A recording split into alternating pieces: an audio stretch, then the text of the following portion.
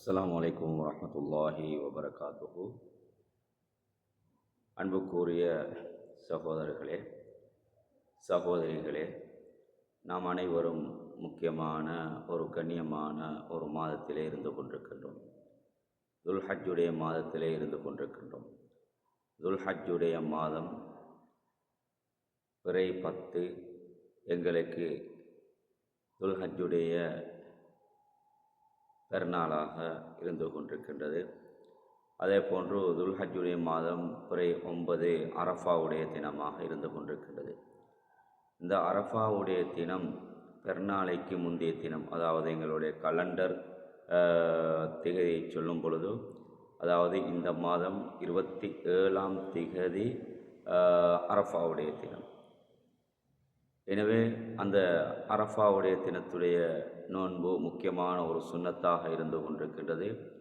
அந்த அரஃபாவுடைய நோன்பை யார் நோட்கின்றார்களோ அவர்களுடைய முந்திய பாவங்களும் பிந்திய பாவங்களும் மன்னிக்கப்படுகின்றது என்று அருமை தூதர் ஸல்லல்லாஹு அலைஹி வஸல்லம் அவர்கள் கூறினார்கள்.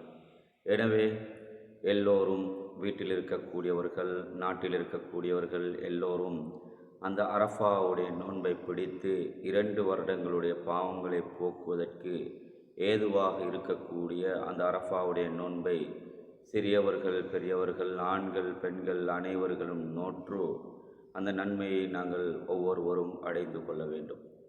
அதே போல் துல்ஹஜ்ஜுடைய மாதம் 10ஆம் அதாவது பிறை 10 நாங்கள் ஹஜ்ஜி பெருநாளை கொண்டாடுவதற்காக வேண்டி எதிர்பார்த்து கொண்டிருக்கின்றோம்.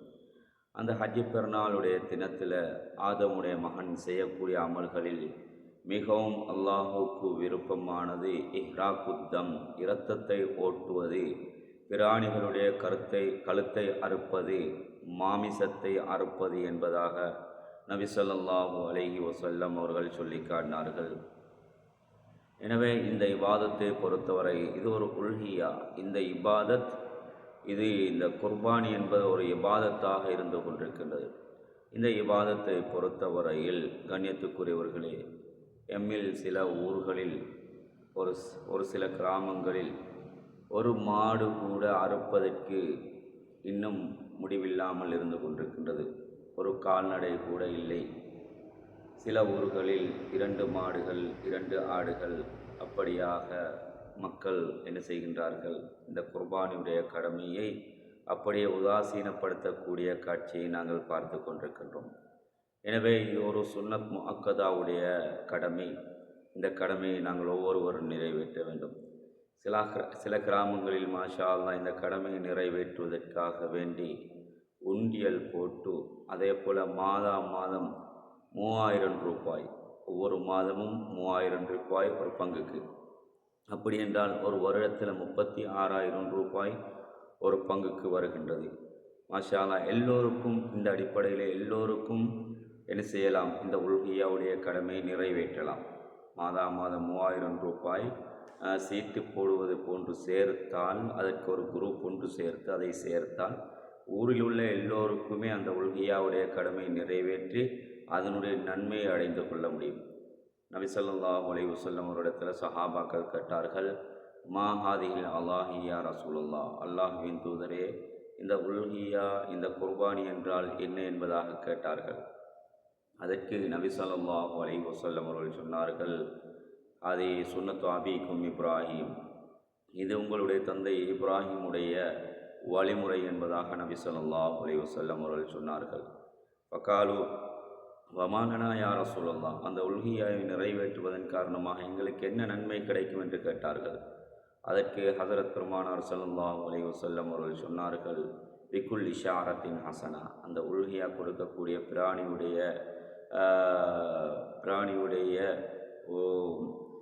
பிராணியில் எத்தனை உரோமங்கள் இருக்கின்றதோ அத்தனை உரோமங்களுக்கு நன்மை கிடைக்கும் என்று அருமை தூதர் ஸல்லல்லாஹு அலைஹி வஸல்லம் அவர்கள் சொல்லி காட்டினார்கள். எனவே இந்த சுன்னத் முஅக்கதாவான உல்ஹியாவுடைய கடமை எங்களுடைய ஒரு சில கிராமங்களில் புரையோடி காணப்படுவதை நாங்கள் பார்த்து கொண்டிருக்கின்றோம். அதிகமான வசதி படைத்தவர்கள் இருக்கின்றார்கள், வசதி இல்லாதவர்கள் இல்லாமல் இல்லை. ஒவ்வொரு ஊரிலும் வசதி படைத்தவர்கள் இருக்கின்றார்கள், தனவந்தர்கள், வசதி படைத்தவர்கள் இருக்கின்றார்கள், செல்வ செழிப்போடு வாழுகின்றார்கள். ஆனால் ஆடைகள் கொள்வனை செய்வதற்கு, மகள் பிள்ளைகளுக்கு ஆடைகள் கொள்வனை செய்வதற்கு, அதே போன்று மனைவிக்கு ஆடை கொள்வனம் செய்வதற்கு தாராளமாக பணம் இருக்கின்றது. ஏனைய தேவைகளை நிறைவேற்றுவதற்கு தாராளமாக பணம் இருக்கின்றது. ஆனால் ஒரு மாட்டை வாங்கி அல்லாஹுடைய பாதையில் குர்பானி கொடுப்பதென்றால் மனது இடம் கொடுக்காது, உள்ளம் இடம் கொடுக்காது. ஏன் 2 லட்சம் 2.5 லட்சம் என்னால் தனியே செலவழிக்க முடியாது என்று வசதி படைத்தவர்கள் கூட என்ன செய்கின்றார்கள், அதை கைவிட்டு விடுகின்றார்கள். நான் ஒருவர் சொல்லும்போது என்னிடத்தில் கூறினார், அவரிடத்திலே வேலை செய்கின்றார். அவர் என்ன செய்வார், அந்த முதலாளி என்ன செய்வார், இந்த வருடம் குர்பான் கொடுத்ததும் அதற்கு அடுத்தாண்டு என்ன செய்வார், உண்டியல் போடுவதற்கு ஆரம்பிப்பார். அவருடைய அந்த உண்டியல் எத்தனை லட்சம், 10 லட்சம், 11 லட்சம், 12 லட்சம், 15 லட்சம், எத்தனை லட்சக்கணக்கான ரூபாய்கள் சேர்ந்தாலும் அவை அனைத்தையும் அப்படியே குர்பானிக்காக வழி கொடுத்து விடுவார். இப்படியானவர்களும் இப்படியான நல்ல மக்களும் எமது நாட்டில் இல்லாமல் இல்லை. ஆனால் துரதிர்ஷ்டவசமாக வசதி படைத்தவர்கள் ஒவ்வொரு கிராமத்திலும் இருக்கின்றார்கள். கஞ்சத்தனம் பண்ணுகின்றார்கள், யோசிக்கின்றார்கள், நான் செலவழித்தால் என்னுடைய பணம் செலவழிந்து விடும் என்று. நபி ஸல்லல்லாஹு அலைஹி வஸல்லம் அவர்கள் சொன்னார்கள், மன் கான லஹு ஸஅத்துன் வலம் யுலஹி வலா யக்ரபன் முஸல்லானா. யாருக்கு வசதி இருந்து அவர்கள் அந்த குர்பானியுடைய கடமை நிறைவேற்றவில்லையோ அவர்கள் எங்களுடைய அந்த பெருநாளுடைய தினத்தில் தொழும் இடத்துக்கு கூட நெருங்க வேண்டாம் என்று நபி ஸல்லல்லாஹு அலைஹி வஸல்லம் அவர்கள் சொல்லி காட்டினார்கள். எனவே அன்புக்குரிய உறவுகளே, அன்புக்குரிய சகோதரர்களே, எதிர்வரக்கூடிய வருடங்களிலாவது நாங்கள் ஒழுங்கான முறையில் பிளான் பண்ணி ஒழுங்கான முறையில் திட்டங்களை தீட்டி இந்த சீட்டு போடுவது போன்று ஒரு 2-3 நபர்கள் முன் வர வேண்டும். ஒவ்வொரு கிராமத்திலும் 2-3 தன்னார்வலர்கள் முன் வர வேண்டும். முன் வந்து ஒவ்வொரு வீடுகளுக்கும் சென்று ஆசை ஆர்வப்படுத்த வேண்டும். இந்த உல்ஹியாவுடைய கடமையை ஆசை ஆர்வப்படுத்த வேண்டும். சீட்டு போடுவது போன்று ஒரு வருடத்துக்கு, ஒரு மாதத்துக்கு 3000 ரூபாய், 12 மாதத்துக்கு 36,000 ரூபாய். மாஷா அல்லாஹ், தாராளமாக ஒரு பங்குதாரியாக மாற முடியும். யாருக்கும் கஷ்டமான ஒரு காரியம் அல்ல. 3000 ரூபாய் என்பது கஷ்டமான ஒரு காரியம் அல்ல. 36,000 ரூபாய் தான் கஷ்டம் என்று வைத்துக்கொள்வோம். 3000 ரூபாய் என்பது கஷ்டம் அல்ல. அல்லது ஒரு உண்டியலை எடுங்கள். ஒரு உண்டியல் எடுத்து அந்த உண்டியலில் பிஸ்மில் சொல்லி நியத்து வைத்து, யா அல்லாஹ், நான் இந்த உண்டியலை குர்பானியுடைய கடமைக்காக வேண்டி நான் ஆரம்பிக்கின்றேன். உண்டியலில் ஒவ்வொரு நாளும் 100 ரூபாய் போடுங்க. போட்டால் மாஷா அல்லாஹ் வருடத்தில் 36,000 ரூபாய் வந்துடும். இப்படியாக எல்லோருக்குமே அந்த குர்பானியுடைய கடமையை இப்படி நினைத்தால் எல்லோருக்கும் செய்ய முடியும். ஏழைக்கும் செய்ய முடியும், பணக்காரனுக்கும் செய்ய முடியும், ஆண்களுக்கும் செய்ய முடியும், பெண்களுக்கும் செய்ய முடியும். எனவே எல்லோரும் இதனுடைய பங்குதாரியாக நாங்கள் மாற வேண்டும். அதே போல் குர்பானியுடைய கடமை எடுத்துக்கொண்டால் முக்கியமாக நாங்கள் சிறுபான்மையாக எங்களுடைய நாட்டில் வாழ்ந்து கொண்டிருக்கின்றோம்.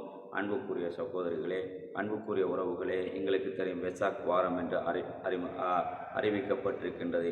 எங்களுக்கு பெருநாள் 28 தான் துல்ஹஜ்ஜுடைய பெருநாளாக இருந்து கொண்டிருக்கின்றது. எனவே 28, 29 மாத்திரம்தான் அந்த குர்பானியுடைய கடமை நிறைவேற்ற முடியும். 30ஆம் தேதி 31ஆம் தேதி ஐயாமுத் தஷ்ரீக்கில் நிறைவேற்ற முடியாது. எனவே இவைகளையும் கருத்தில் கொள்ள வேண்டும். அதே போன்று அந்த குர்பானி அறுத்த மாமிசத்துடைய எச்சிகள், அதாவது இந்த தோல், அது போன்ற ஏனைய பகுதிகள், அகற்றப்பட வேண்டிய பகுதிகளை உரிய முறையில் நாங்கள் அழகான முறையில் குழிகளை தோன்றி, அழகான முறையில் ஏனைய மிருகங்கள் அதனை எடுக்காத அளவுக்கு குழிகளை தோன்றி நாங்கள் அவைகளை அப்புறப்படுத்துவது எங்களுடைய தலையாய கடமையாக இருந்து கொண்டிருக்கின்றது.